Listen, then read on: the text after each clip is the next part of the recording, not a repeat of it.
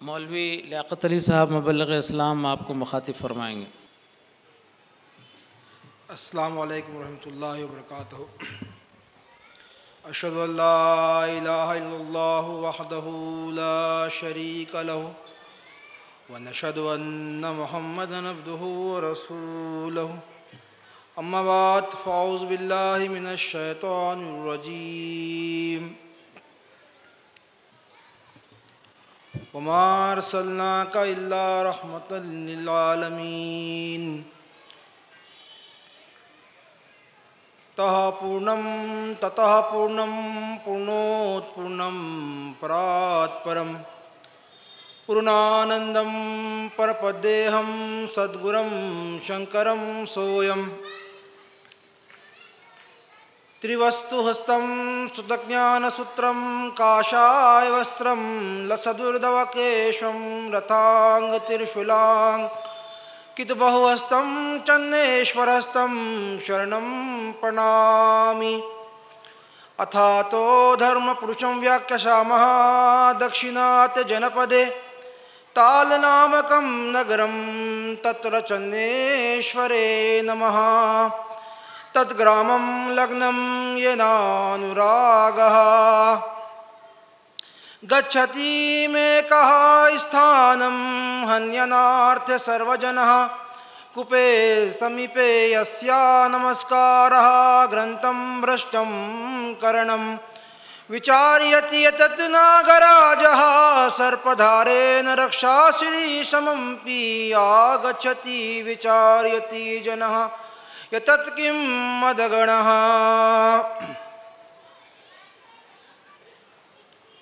मोअज़्ज़िज़ सामाईन हज़रात, आज का ये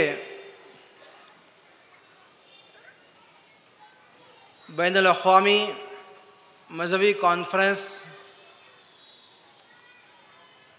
सर्वधर्म सम्मेलन इंटरनेशनल रिलीजियस कॉन्फ्रेंस बज़िमन उर्स शरीफ तक़द्दुस माब सैयदुस सादात अल हसनी वल हुसैनी नजीबुत तरफ़ैन फ़कीर सिद्दीक़ दीनदार चंद बसवेश्वर साहब क़िबला इमामुन्नास इमाम ज़ामिन 12वें इमाम बुरूज़ मोहम्मद कामिल फनाफिर रसूल ईश्वर अवतार दीनदार चंद बसवेश्वर अवतार अयोनी कल की अवतार के 74वें उर्स शरीफ के महफिल में हम लोग जमा हैं और इसकी ये तीसरी नशिस्त है। आप हज़रत मौलाना सिद्दीक़ दीनदार चंद बसवेश्वर साहब क़िबला का ताल्लुक़ सादात ख़ानदान से है। आपके वालिद बुज़ुर्गवार बसरा बगदाद के रहने वाले हैं। आपके आबा व अजदाद वहाँ के रहने वाले थे। वहाँ से हिजरत कर कर आप लोग मुल्तान आए। मुल्तान से हिजरत कर कर बीजापुर आए और जब बीजापुर तबाह हो गया आलमगीर के ज़माने में, वहाँ से हिजरत कर कर चुंगलपेट आए मद्रास। फिर वहाँ से यहाँ बालमपेट के इलाक़े में आप लोग आए। वहाँ बालमपेट में 1303 हिजरी 4 रमज़ानुल मुबारक 1303 हिजरी बरोज़ पीर 1886 ईस्वी 7 जून को मुर्शदी व मौलाई तक़द्दुस माब क़िबला आलम तवल्लुद हुए और आप जो है बचपन ही से नमाजी हैं। आप फरमाते हैं अपने तसनीफ़ में, 7 साल उम्र थी मेरी के नमाजी हूँ मैं, खेलते वक्त मुसल्ला था कमर का पटका। मैं पढ़ा करता था तब वज़ुए ज़ोहर से मगरिब, नाम बच्चों ने रखा घट वज़ू वाला मेरा। और आपको बचपन ही से दीनी तालीम का शौक़ था और आप सच्चे बशारात देखा करते थे।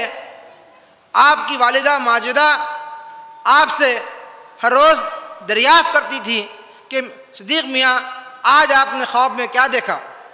आप फरमाते हैं, रोज़ मुझसे मेरी माँ पूछती थी क्या देखा, यानी शब ख्वाब में तुमने जी मियाँ क्या देखा।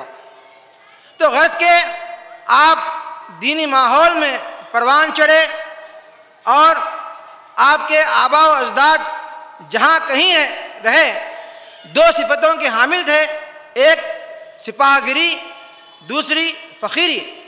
ये आपके ननियाल में भी था कमाल और आपके ददियाल में भी ये कमाल था। तो गैस के आपके वालिद बुज़ुर्गवार हज़रत सैयद अमीर हुसैन आपके वालिद का नाम है और आपका ताल्लुक़ हज़रत इमाम हुसैन रज़ी अल्लाह ताला अन्हु से, और आपके दादा का नाम सैयद मुज़फ़्फ़र हुसैन, आपके परदादा का नाम सैयद राज मोहम्मद, जो मद्रास में चुंगलपेट के क़िले में आपकी मज़ार मुबारक मौजूद है। आपके वालिदा का नाम हज़रत आमिना भी है, जो नवाब जाफ़र यार जंग बहादुर जाफ़र हुसैनी साहब, जो मीर उस्मान अली बादशाह के दौर में आप हैदराबाद के सरफ़ ख़ास के ताल्लुक़दार थे, उनकी चचाज़ाद बहन हैं आप। गर्ज़ के आप बचपन ही से जो दीनी माहौल में आपको मिला है, आप फरमाते हैं बोस्तान घर में ही पढ़ता था मैं, वालिद के पास हर अरब बच्चा वहाँ बकरियाँ चरवाहा था। तो गर्ज़ के दीन इस्लाम की जुस्तजू में आपने 8 ज़बानों पर दीन इस्लाम को अबनाए वतन तक, गैर मुस्लिमीन तक पहुँचाने के लिए आपने 8 ज़बानों पर उबूर हासिल किया। 8 ज़बान आप बोलना जानते थे और 11 मकतूबात लिखे हुए तहरीरात 11 जो है आप पढ़ते थे और हिंदुस्तान के 4 वेद, 6 शास्त्र और 18 पुराण, 2 गीताओं का आपने मुतालिया किया और इस गैर से मुतालिया किया कि जो एक अवतार आने वाला है, जो कल की अवतार होगा और वो ईश्वर अवतार होगा और वो अंतिम ऋषि होगा, वो नराशंस होगा, वो दया सागर होगा, वो लास्ट प्रॉफिट होगा, जो तमाम दुनिया की मजहबी किताबों में जो बयान किया गया है, आपने उनको उनमें से, उन किताबों में से छान कर निकाल कर यहाँ के अपना वतन तक आपने पहुँचाया। आपने बज़बान कन्नड़ी एक किताब लिखा जो जगत गुरु जगत विना के नाम से आपने शाया किया। उस दौर में, जबकि 1917 के दौर में आपने शाया किया और आप 1927 के करीब में एक जगत गुरु सरवर आलम के नाम से 25 मियारात पर आपने किताब लिखी, जिसमें हुजूर ख़ातमुन नबीय्यीन सल्लल्लाहु अलैहि वसल्लम को जगत गुरु, कल की अवतार, अंतिम ऋषि आपने साबित किया। गज़ के जो है आपके बहुत से मौजूज़ात हैं और बहुत से करामात आपके वजूद से ज़ाहिर हुए हैं। सबसे बड़ा आपका मौजूदा इस सरज़मीन हिंदुस्तान में आपके मुकाबले में ब्रिटिश हुकूमत जैसी हुकूमत आपके मुकाबले में आई और जो है पारा पारा हो गई ना, जिसकी हुकूमत में सूरज गुरूब नहीं होता था। अल्लामा इक़बाल ने कहा, एजाज़ है किसी का या गर्दिशी ज़माना, टूटा है एशिया में सहर फिरंगियाना। ये एजाज़ किसी अल्लाह वाले का है और इसको वीर सावरकर ने भी यही कहा कि 10 लीग और 10 कांग्रेस मिलकर भी अंग्रेज़ की जो एक अंग्रेज़ को यहाँ से एक इंच नहीं ला सकते थे, मगर एक फ़कीर अल्लाह वाले का ये एजाज़ है जिसके मुकाबले में आकर वो ताव बाला हो गया। तो गज़ के जो है बहुत से निशानात हैं आपके वजूद के, 12,000 फ़िक़रात हैं, एक दो नहीं बल्कि 12,000 फ़िक़रात कन्नड़ी में लिखे गए आपके ताल्लुक़ से। बताया गया केड़ काला ज्ञान सूचना ಮುಂದಾಗುವಂತ ಕಾಲ ಸೂಚನೆ ಸಾರಿಪೇಳುವಿನ ಹಿಂದೆ ಆದುದು ಮುಂದೆ ಆಗೋದು ಮಂದಮತಿಗಳು ಏನು ಬಲ್ಲರು ಚಂದ್ರಶೇಖರ ಚನ್ನಬಸವಾನು ಬಂದು ಜಗದುದ್ಧಾರು ಮಾಡುವುದ ಬಂದೇವು ನಾವು ಆನಂದ ಸಮಸ್ತರಕ್ಕೆ ಅಂದಿಗೆ ಇಳಿದ್ರು ಮುಂದೆ ಪತ್ತು ಕಾಲಲ್ಲಿ ಕೌಶಗಳು ಸಾರ ವಿಚಾರ ಲುಂಗಿಗಳು ಅರಸು ಅರಸು ಒಳೆಯ ದೇವರ ದೇವ ಕರಗಿಸುವ ಕಲ್ಲ ಬುದ್ಧಿಯನ್ನು ಸಾಹೇಬರ ಆತ್ಮದಲ್ಲಿ ಶರಣ ಉದಿಸಿಯ ನೂರಿಣ್ಣ ಈತನೇ ವೀರಕ್ತ್ ವೀರಿನಾರಾಯಣ ವೀರಿಗಂಟೆ ಮಣಿವಾಳ ನಿಜ ಆಕಾಶದ ಗುರುವರಿಯ ಹಿಂದೂ ತುರ್ಕುರು ಒಂದಾಗಿ ನಡೆದಾರು ದೀನ್ದಾರ್ ಚನ್ನ ಬಸವಣ್ಣ ಬರುವಾಗೆ ಲೋಕದ ಅಂದ ಕೆಳಗೆ ತಿಳಿಯದು ಮೂಸೆ ಅಲ್ಲ ಮೂಸೆ ಪೂಜ್ಯಲ್ಲ ಓಂಕಾರ ಪರಬ್ರಹ್ಮ ಜಗದ್ಗುರು ದೇವದುರ್ಗಕ್ಕೆ ಪರ್ವ ಬಹುದ ಸಹಜ ಅಲ್ಲ ಅಹುದೆಂಬ ಇಲ್ಲ ಅಲ್ಲ ಅಹುದೆಂಬ ನಿರ್ಣಯಕ್ಕೆ ಮುಲ್ಲಾ ಮೊಹಮ್ಮದ್ ನಾಗಿ ಬರುತ್ತಾನೆ। ये तमाम की तमाम पेशनगोयाँ आपके ताल्लुक़ से बयान की गई हैं। ये बहुत बड़ा मौजूज़ा है आपके ताल्लुक़ से कि जिस तरह पेशनगोयाँ बताया गया है कि वेद व्यास महर्षि लिखते हैं गच्छति में कहा स्थानम हन्यनार्थे सर्वजनः कुपे समीपे यस्या नमस्कारः ग्रंथम भ्रष्टम करणम विचार्यति एतत् नागराजः सर्पधारण रक्षा श्री समंपि आगच्छति विचार्यति एतत् किम मदगणः। ये जाएगा लालम जब दावे चंद्रबसवेश्वर से पहले आपने बमुखाम गदक छिल्ला कशी की, आपने जो है वहाँ 40 दिन छिल्ला बैठा, उस मुखाम के उस हालात का यहाँ पर 5,000 साल पहले ही पेशनगोई के तरफ बताया गया कि दीनदार चंद्रबसवेश्वर जब गदक के मुकाम पर ईश्वर देवल के पास जब छिल्ला कशी करेगा तो लोग उसको मारने की नीयत से आएंगे, उसकी किताबें फाड़ने की नीयत से आएंगे, तो उस वक्त नागराज के वसीले से उस किताबों की हिफाजत होगी और दीनदार चंद्रबसवेश्वर वो जो मौजूदा दिखाएगा वो मौजूदे को देखकर लोग भाग जाएंगे। बताया गया आप फरमाते हैं मौजूदे नाग है छत्रपति हिंद के देवताओं का, भेज देता है खुदा ऐसा ही मौका पाकर, मौजूदे से ही मुखालिफ की कमर टूटती है, वो दिखाता है करामत जरा जाओ घुसकर। डरने वाले जो हैं मौजूदा खो देते हैं, उनका गलबा कभी होता नहीं शैतानों पर। जारहाना है अमल दावे चंद्रबसवेश्वर, जलजला आ गया हिंद में हुक्मे दावर, इब्तिदा काम की है हिंद हिलाए से कुल जमी बाद में हो जाएगी तितर बितर, नूर अल्लाह से ये सब ज़मीन रोशन होगी। रब के आने की खबर आई है कुरान के अंदर। गज़ के बहुत से पेशनगोयाँ वाला ये वजूद है। ये वजूद हिंदुस्तान की सरजमीन पर अमन और शांति का एक पैकर बनकर, एक मम्मा बनकर खड़ा हुआ है। ये वजूद हिंदुस्तान से धर्म को नाश करने नहीं आया बल्कि धर्म का परिपालन करने के लिए वजूद खड़ा हुआ है। ये ईश्वर अवतार, ये यौनिकल की अवतार, ये निष्कलंक की अवतार, ये दीनदार चंद्रबसवेश्वर अवतार, ये इमामुन्नास का वजूद तमाम इंसानों को आपस में एक करने के लिए खड़ा हुआ है। इसीलिए श्री कृष्ण जी ने भी यही कहा यदा यदाई धर्मस्या ग्लानिर्भवति भारता अभ्युत्थानम धर्मस्या तदात्मानं सृजाम्यहं परित्राणाय साधूनां विनाशाय दुष्कृतां धर्म संस्थापनार्थाय संभवामि युगे युगे।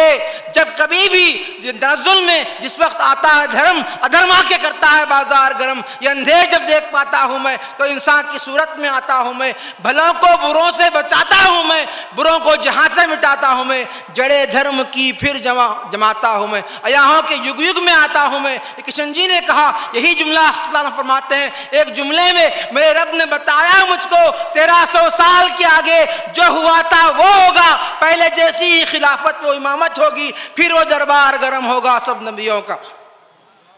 तो ये दीन इस्लाम को अपनाए वतन तक पहुंचाने के लिए आपने यहाँ हिंदुस्तान की सरजमीन पर आपने 40 जेल और 84 हवालात आपने मई साथियों के मुसीबतें उठाकर इस हिंदुस्तान को आपने आज़ाद किया है। पाश्चिमात्य राज का जो मुक्ति जो अधिपति है यहाँ के मुक्ति दिलाने वाले वो कोई और नहीं बल्कि दीनदार चंद्रबसवेश्वर अवतार है। इस अवतार के गीरत में ही यहाँ दज्जाल का जो खात्मा हो चुका है और आपके गीरत में ही 4 बड़े बड़े हुकूमतें आपकी गीरत में यहाँ पर तबाह हो चुकी हैं। तो गज़ के जो बताया गया ये पेशनगोया वाला वजूद है। आप फरमाते हैं आलम ये धर्म अधिकारी ये शक्तिमान किसी का धर्म बिगाड़ने के लिए नहीं आया है बल्कि तमाम धर्मों का परिपालन करने के लिए वजूद आया है। इसी को अरबी जबान में इस्लाम कहते हैं, इसी को संस्कृत में शांति कहते हैं, इसी को पीस कहा गया, इसी को अमन कहा गया। ये वजूद अमन का गहवारा बन के खड़ा है। तमाम हिंदुस्तान की 101 जात को ये वजूद एक करना चाहता है और किस बुनियाद पर एक करना चाहता है? वो कलमे की बुनियाद ला इलाहा इल्लल्लाह मोहम्मद रसूलुल्लाह की बुनियाद है। तमाम इंसान इस कलमे के वसीले से एक हो सकते हैं। ये ऐसा महामंत्र है, ये ऐसा मुक्तिदायक मंत्र है जिसके जपने से, जिसको धारण करने से, जिसको हासिल करने से इंसान को मोक्ष हो जाता है, इंसान को मुक्ति मिलती है।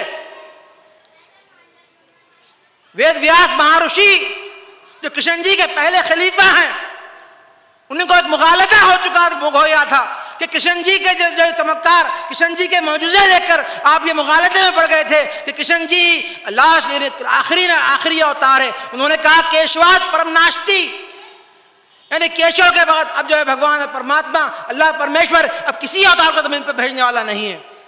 मगर उनके ख्वाब में खुद कृष्ण जी पहुंच कर कहते हैं अहम करता जगत करता महेश्वर, यानी मुझको बनाने वाला, जगत को बनाने वाला वो महेश्वर आने वाला है। तो वेद व्यास महर्षि उसके बाद लिखते हैं, जब आप कृष्ण जी आपके बशारत में आपके सपने में आकर आपको समझाते हैं, तो वेद व्यास महर्षि कहते हैं नम सोमथियो देवश्व नमा नम मोहम्मदाय चा नम भीमाय चा नम अगुराय चा तब शांत आया। ये मानव विगत रागा परवर्ग्या मोहम्मदम धर्मगुरु सततम स्मरंती ध्यानेन तेन कलमशम चेतनास्ते मातु धरसम न पुनः न पेवंती। कैसी प्यारी बात बताई गई है कि जो इंसान अपने गुस्से को जो है कंट्रोल कर कर, अपने बुराइयों को रोक कर अक़वाम आलम के हादी मोहम्मद सल्लल्लाहु अलैहि वसल्लम को याद करता है, तो उसके याद करने से, उस ध्यान करने से उसका जो है जन्म का छुटकारा हो जाता है। दोबारा ना वो पैदा होगा, ना दोबारा वो माँ का दूध पिएगा। तो वेद व्यास महर्षि जो ये ईश्वर अवतार के ताल्लुक से फरमाते हैं सुबह शोभने मुहूर्ते श्री गोविंद, ये जो संध्या वंदन है ये ब्राह्मणों का जो है एक मायनास मंत्र है। ब्राह्मण इसको जो अपना हथियार के तौर पर इस्तेमाल करते हैं। ये ब्राह्मण के अलावा इसको कोई दूसरा नहीं पढ़ सकता। और हिंदुओं के शादी में जो है इस मंत्र को जो है अवश्य जिसको गर्दाना, ये लाजिम गर्दाना गया है। और ये निज़ा के वक्त जब इंसान का निज़ा का वक्त आता है उस वक्त जो है मंत्र पढ़ा जाता है। तो वेद व्यास महर्षि का जो संध्या वंदन मंत्र है फरमाते हैं ये संध्या वंदन का मंत्र हमारे तहरीक का खुलासा है। तो आप लिखते हैं सुबह शोभने मुहूर्ते श्री गोविंद गोविंद महाविष्णुराग्ने प्रवर्तमानुष्य आदि ब्रह्मण द्वितीय प्रारब्धे पार्थिव कल्प आनंद कल्प कूर्म कल्प ब्रह्म कल्प वरकल्प श्वेतवर कल्प प्रलयम कल्प पादम कल्प सवित्री कल्प नवकल्पनां मध्यमे षष्ठमे श्वेतवर कल्पे स्वयं भवा सरुचषा उत्तमा तामसा रेवता चाक्षुषा वैवस्वता सूर्य अग्नि ब्रह्मा रुद्र दक्षा सवर्णिका रोश्चा चतुर्दशा मनुमंत्रणाम मध्यमे सप्तमे वैवस्वता मनुमंत्रे युधिष्ठिर विक्रमार्का शालिवाहना विजय अभिनंदना नागार्जुना कुलशचक्रणाम मध्ये तृतीय शालिवाहन शके कुर्ता तीर्था द्वापारांते द्वातिरम सहस्रानुता चतुर्लक्ष शब्दे कलियुगे प्रथम पादे पंच सहस्रादि वर्षे प्रथम मासे प्रथम पक्षे प्रथमे हानि त्रयोदशा घटिका चवारिणा सप्त घटिका घटम प्रथम प्राणायाम काले लक्ष योजना विस्तार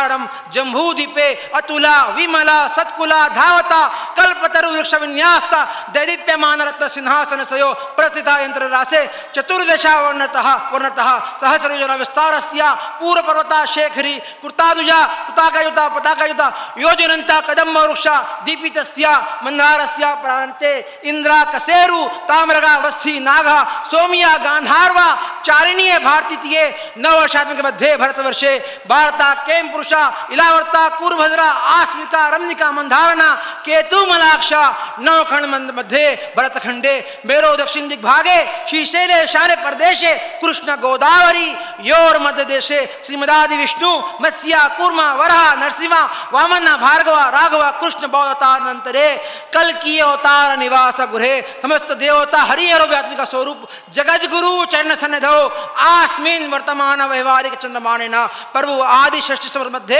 आस्मिनी संवत्सरे आयने ऋथो मासे पक्षे तिथो वासरे शुभ नक्षत्रे शुभ योगे शुभ करणे एवं गुणा विशेषणा विशिष्टायम शुभ तिथो मम पात्ता दूरी तिक्षाया द्वारा श्रीमदादि नारायण विराट विश्वरूपम परब्रह्म प्रीत्यथम प्रातः मध्याह्निका सायं संध्या मुपाशिष्ये नमः नमः नमः।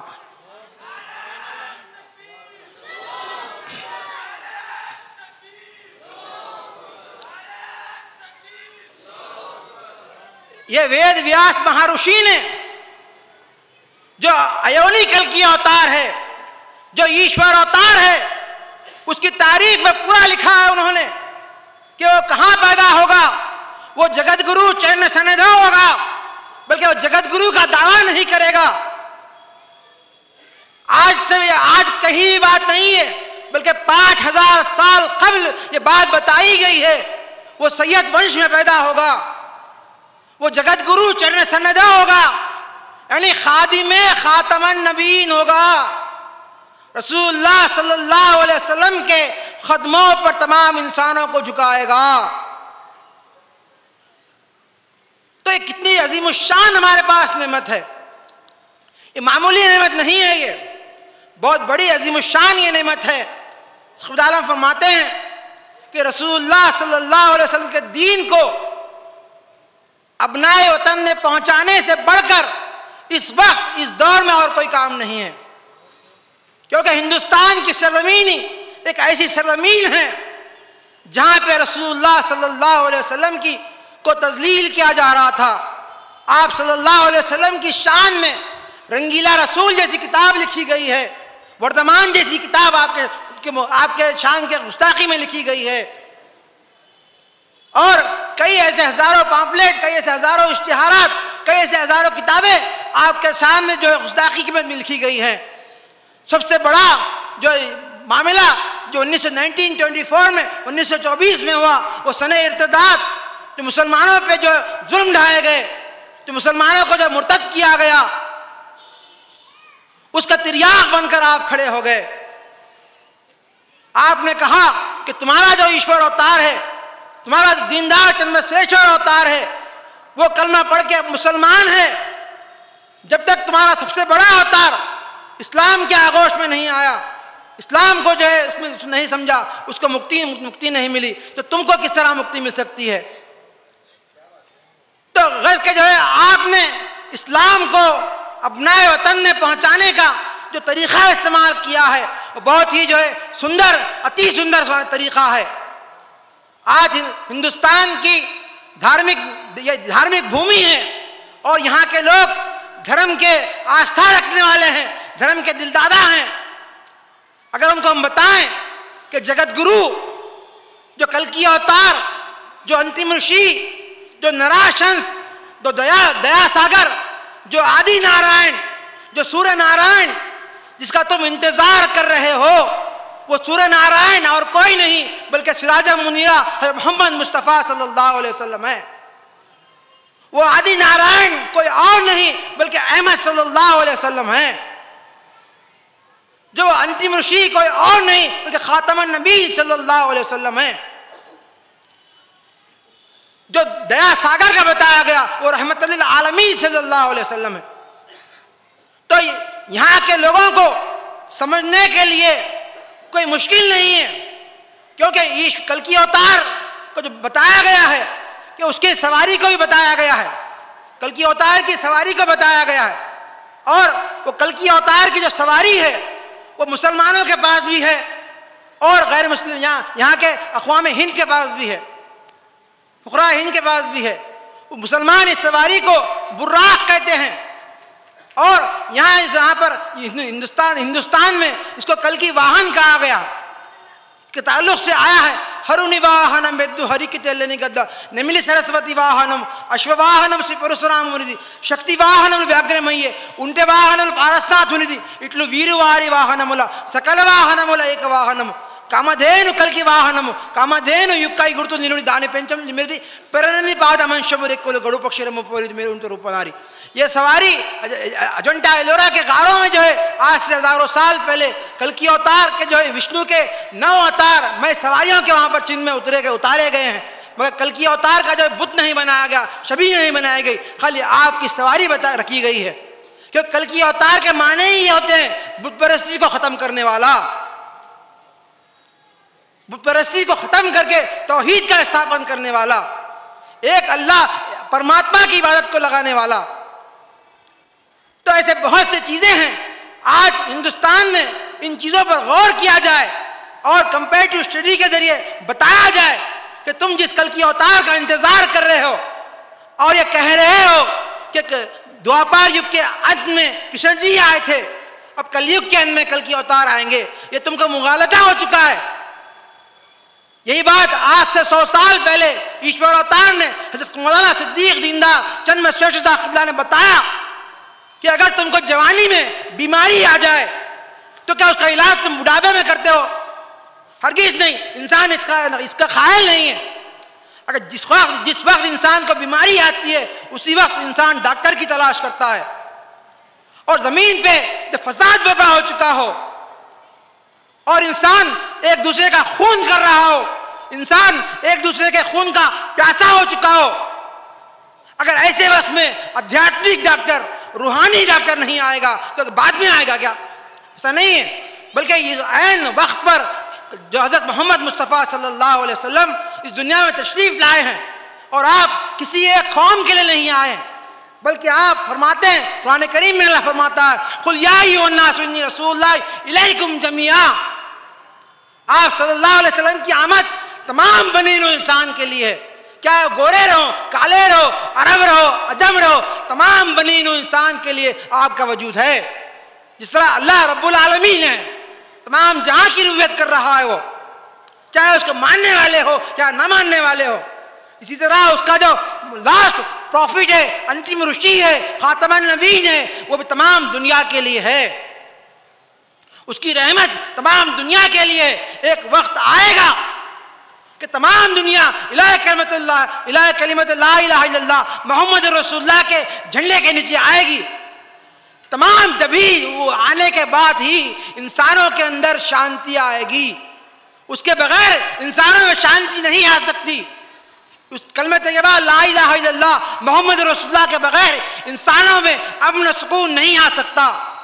अगर ज़ाहिर हालात पे भी हम गौर करके देखें तो अक़वाम मुत्तहिदा बनाया गया, किस लिए बनाया गया? कि दुनिया में जंग व जदाल ना हो, मासूम लोगों का खून जमीन पर न बहे। मगर आज आंख उठाकर देखिए कि क्या हाल हो रहा है इंसानों का। मासूम बच्चों को जो है, मासूम बच्चों के ऊपर बड़े बड़े मिसाइल डाले जा रहे हैं, बड़े बड़े बम डाले जा रहे हैं। और जो अमन का गहवारा बनकर, अमन का पैगंबर बनकर अक़वाम मुत्तहिदा कायम हुई थी, आज वो अपना छोटा सा मुंह लेकर बैठी हुई है। तो अमन दर हकीकत इंसानों के हाथ से कायम नहीं हो सकता। अमन को कायम करने की जिम्मेदारी अल्लाह परमात्मा परमेश्वर ने अपने जिम्मे रखा है।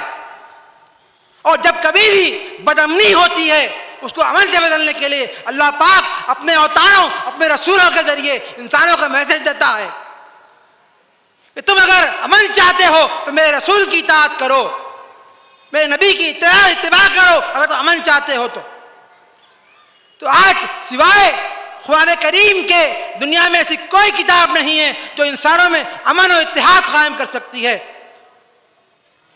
कुरान करीम हम इस वजह से कह रहे हैं कि वो अरबी ज़बान में के अल्फाज हैं। इसी को हिंदुस्तान की सरजमीन पर पढ़नो-वेद कहा गया है। बगैर पढ़नो-वेद के तमाम दुनिया अशांतता में पड़ जाएगी। पढ़नो-वेद के धारण करने से ही इंसानों में शांति आएगी। वेदों में पढ़नो-वेद कुरान करीम है, गीताओं में ईश्वर गीता कुरान करीम है। यह ऐसी किताब है कि ताल्लुक से आया अना संकल्प सिद्धम श्लोके सहस्रा शताधिकम सर्वशास्त्रात् सारम श्रुति मनोहरम। ये दिल को छू लेने वाली किताब है। इसके अंदर 6000 से अधिक मंत्र हैं। ये ईश्वर वाणी है, ये इंसान की वाणी नहीं है, ये ईश्वर वाणी है। इस वजह से इसका ही हक है कि ज़मीन पे अल्हम्दुलिल्लाह रब्बिल आलमीन बोलकर अल्लाह की हमद को कायम करे। तो इसी अल्लाह की हमद को कायम करने के लिए ये जो खानखा, ये आश्रम का स्थापन इसी वजह से किया गया है कि ज़मीन पर अमन को कायम किया जाए, ज़मीन पर शांति को लेकर आया जाए। और बगैर अमन शांति, बगैर आपस के इत्तेहाद के, बगैर आपस के मिलाप के हो नहीं सकता। इस वजह से ये सर्वधर्म सम्मेलन ये रखने का मकसद ही यही है कि तमाम इंसानों को खरीद किया जाए, उनको बताया जाए कि तुम्हारे अवतारों ने जिस अवतार की बशारत दी है, तुम्हारे देव ने जो महादेव की बशारत दी है, तुम्हारे अवतारों ने जिस अंतिम ऋषि अंतिम अवतार की बशारत दी है, वो अवतार और कोई नहीं बल्कि जो है, हम आसमान पे देखते हैं तो सूरज दो नहीं है, सूरज एक ही है और उसको कई नामों से याद किया जा रहा है। अगर नाम बदल जाने से क्या उसकी शक्ति, उसका प्रकोप बदलता है? हरगिज़ नहीं बदलता। इस तरह जो शांति की तारीफ है वही तारीफ इस्लाम की है। इस्लाम अलग नहीं है, शांति अलग नहीं है। ये सनातन जो बताया गया, जब लफ्ज़ सनातन जिसके माने कदीम के होते हैं, इब्तदा के होते हैं, बीज के होते हैं। अगर शांति धर्म सनातन है तो इस्लाम उसका शांति धर्म सनातन अगर बीज बनकर खड़ा है तो इस्लाम उसका जो है फल सार बनकर जाहिर हुआ है। तो इस्लाम शांति पीस ये अलग नहीं है और इसकी जरूरत हर इंसान को है, चाहे वो अमीर हो, गरीब हो, काला हो, गोरा हो, हर इंसान को शांति की जरूरत है। अल्लामा इकबाल ने कहा, शक्ति भी शांति भी भक्तों के गीत में है, भारत के वासियों की मुक्ति प्रीत में है। तो ये प्रीत का सामान लेकर, ये अमन का सामान लेकर ये जमात, ये खानखाह सरवर आलम आज से नहीं बल्कि 100 साल से काम कर रही है। इसका मकसद यहाँ पर हिंदू मुस्लिम इत्तेहाद कायम करना है। और काले ज्ञान में बताया गया, हिंदू तुर्कुर बंदा की नजदारू दीनदार चंद्रबसवर्ण बरवाग। ये दीनदार चंद्रबसवेश्वर अवतार के आने का मकसद क्या है? हिंदू और मुसलमानों को एक कर दे। जिस तरह दो नदियां मिलकर जो है समंदर में जाती हैं, इस तरह ये एक होकर जन्नत में जाएं। और जन्नत में जाने का वाहिद रास्ता महामंत्र है, जिसको जो है बाबा गुरु नानक जी भी ने जपा, जिसको हजरत मोहम्मद बसवेश्वर ने जपा। यहाँ के कई मंदिरों में, कई जो है मठों में यहाँ पर कलमे तैयबा ला इलाहा इल्लल्लाह मोहम्मद रसूलुल्लाह लिखा हुआ है। जमीन पर मंदिरों में लिखा होना ये कमाल की बात नहीं है, बल्कि इंसान के सीने में कलमे तैयबा ला इलाहा इल्लल्लाह मोहम्मद रसूलुल्लाह लिखा है। हर इंसान के सीने में जो है हलक से लेकर सीने तक ला इलाहा इल्लल्लाह मोहम्मद रसूलुल्लाह लिखा हुआ है। तो ये जो महामंत्र है, ये जो मुक्तिदायक मंत्र है, इसकी हर इंसान को जरूरत है। ज़क़्फ़ुल्लाह फरमाते हैं, मुंह से कलमा पड़ा, दिल से सच जाना, साथ ही देख लो चेहरे पे तजल्ला रब का। छोड़ तागूत को, अल्लाह को माना उसने तहकीक संभाला है खुदा का रस्सा। तो ये दीन इस्लाम और शांति धर्म कोई अलग नहीं है। अगर कोई ये समझ रहा है कि इस्लाम कोई अलग दीन है और शांति कोई अलग दीन है, तो उन्हें मुगालते में पड़ा हुआ है। उसको समझाने की जरूरत है। जिस तुम कल की अवतार की जो अजमत, जो शान तुम्हारे दिलों में बैठी हुई है, वही अजमत, वही शान माहियुल बुतलान हज़रत मोहम्मद मुस्तफ़ा सल्लल्लाहु अलैहि वसल्लम की है।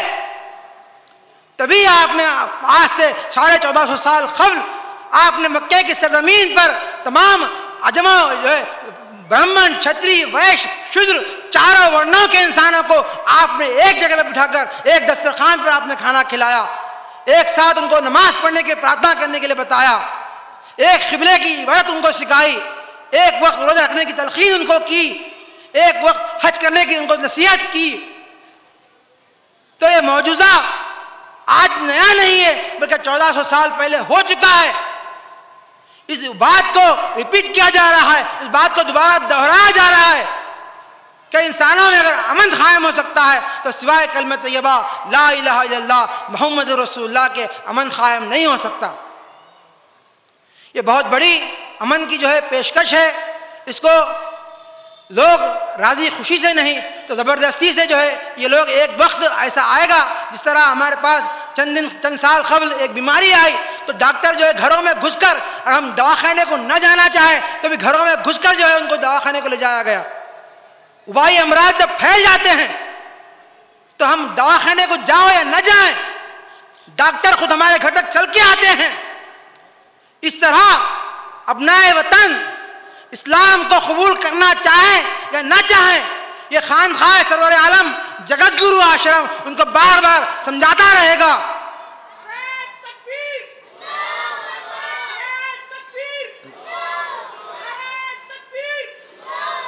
उनको अमन की दावत देता रहेगा। जब अल्लामा इकबाल ने कहा शब गुरेज़ा होगी आखिर जलवे खुर्शीद से ये चमन मामूर होगा नगमे तौहीद से, तौहीद का डंका आलम में बजवा दिया कमली वाले ने, हक़ ला इलाहा इल्लल्लाह फरमा दिया कमली वाले ने। मैं अपनी बात कहते हुए अपनी बात का मुख्तसर करता हूँ। व आखिरु दावाना अल्हम्दुलिल्लाहि रब्बिल आलमीन, ला इलाहा इल्लल्लाह मुहम्मदुर रसूलुल्लाह सल्लल्लाहु अलैहि वसल्लम। सुभान अल्लाह।